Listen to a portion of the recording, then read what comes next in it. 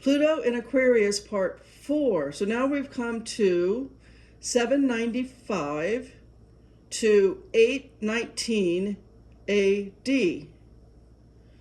Okay, so this is huge. Again, let's look at how tech grows.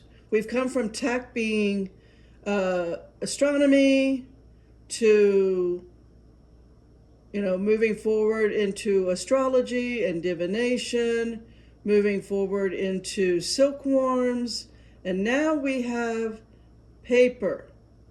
Now paper's already been discovered way back. We already talked about when it was first discovered in China, but now we are making it more available, and we're understanding how to make it in a quicker fashion, an easier fashion, and paper is now available in the Islamic lands. So because of this, paper's on the move, right? Paper is on the move, it's moving around. The understanding how to make it, how to use it, is growing, and it's changing our culture, it's changing society, it's changing people. People are now going to have access to information like they've never had before. Again, you got to think of how important, in that time period, this kind of technology would be. It changes everything. So we have that to look forward in, you and I. It's not going to be the next smartphone, right, or the next tablet. It's going to be something that makes the next smartphone or tablet look obsolete.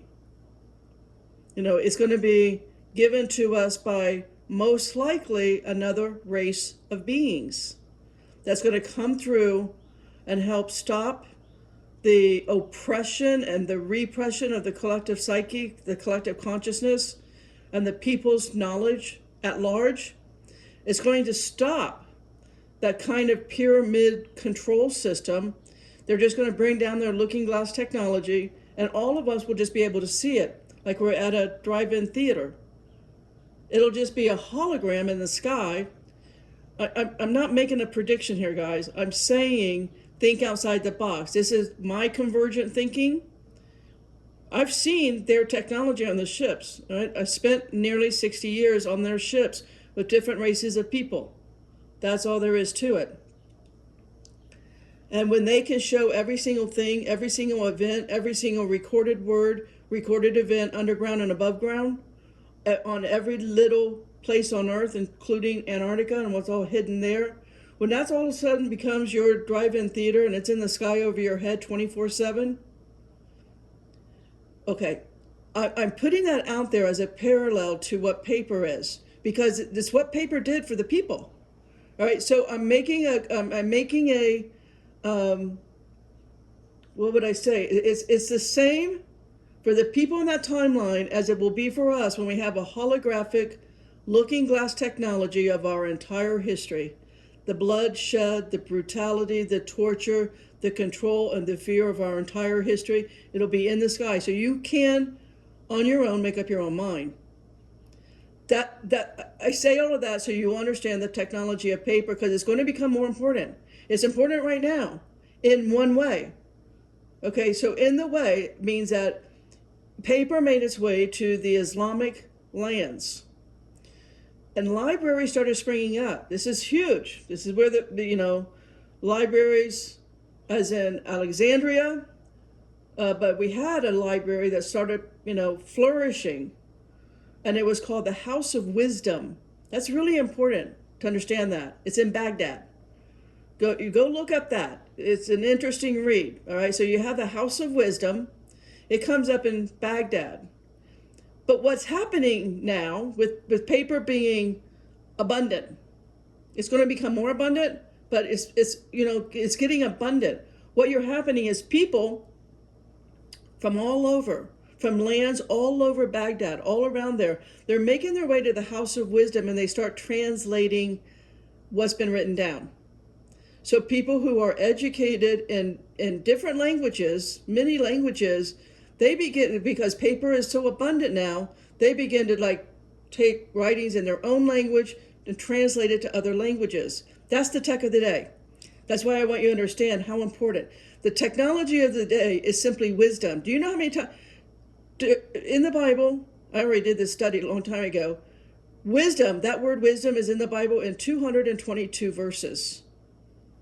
That's how important it is. And so that's why it's called the house of wisdom. So translations begin during this time period. Can you imagine? Bring that forward to today, knowing that I said it earlier in another video. If we can exhume everything that's been buried, everything that's been put in somebody's basement, everything that's been put in a vault, if we can exhume that, right? And AI is privy to every single language ever been spoken on planet Earth, confounded or otherwise. Can you just, the wisdom and the knowledge going forward, the people, there would be no control mechanism, there'd be no arm, sword yielding arm of Big Brother. They won't have that power any longer. That's the kind of leap. When we talk about what we're seeing in 795 to 819 AD, that's the kind of quantum leap forward in our consciousness, in our knowledge, in our wisdom, and in our people power. So I bring all that up because, again, we need to keep looking at the evolution of things so we can be better prepared for our next 20 years.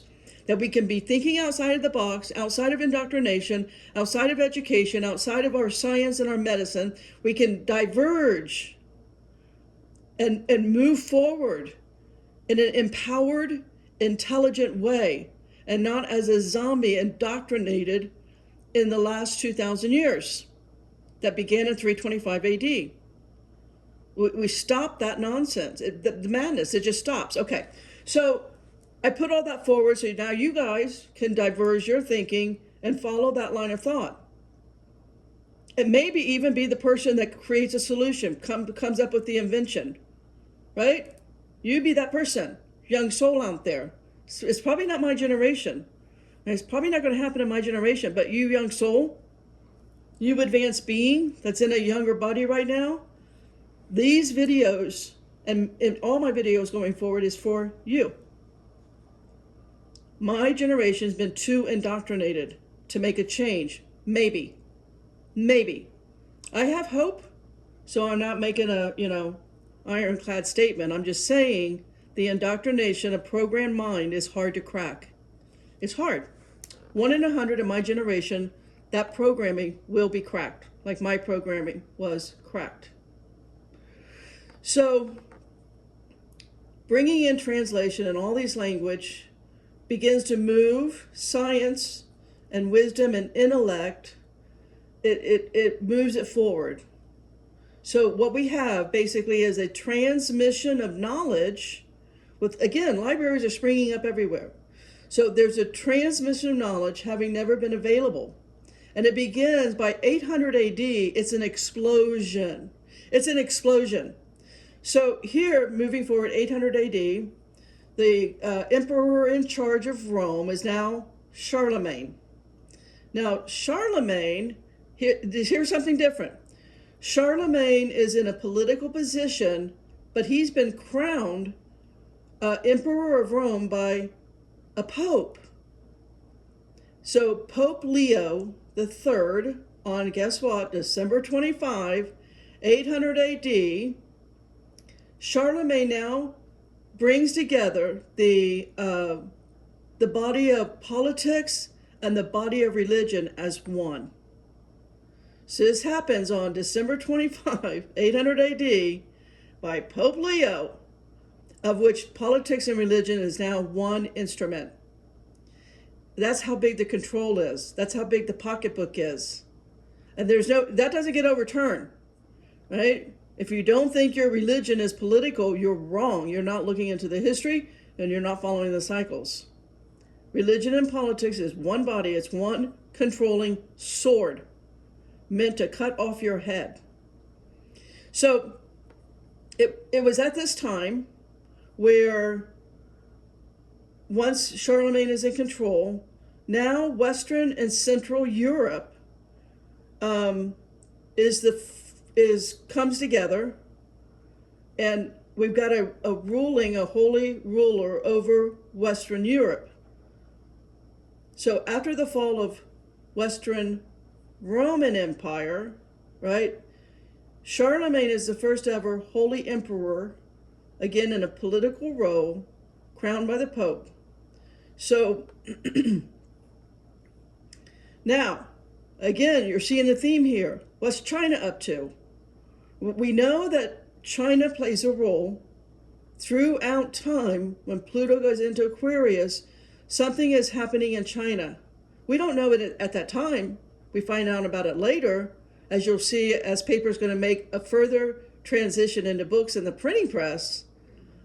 We're going to understand what China has been up to. We're going to get that information. But what we know, we didn't know then, we know later, again, because of a paper movement, the transmission of knowledge and wisdom, right now happening in China, they've got alchemists that are trying to formulate gunpowder. Now, there's no guns and there's no cannons, but they're bringing together the chemical composition that's just perfect to put basically what they considered fire on an arrow and make their arrows deadly by setting fire. That's what the alchemy in China in 800 AD, it's actually 808 AD, you'll find out because people are recording it on paper. Paper's on the move. Paper is in the land. And the alchemical composition, right, the chemistry recipe, so to speak, of gunpowder is being formulated. So that's what China's up to, and we're going to see how it's going to be on the move as Pluto will leave, Aquarius in 819 AD, and Pluto will come back into Aquarius in 1041, and will stay there until 1063 AD. That'll be the next part. Potter out.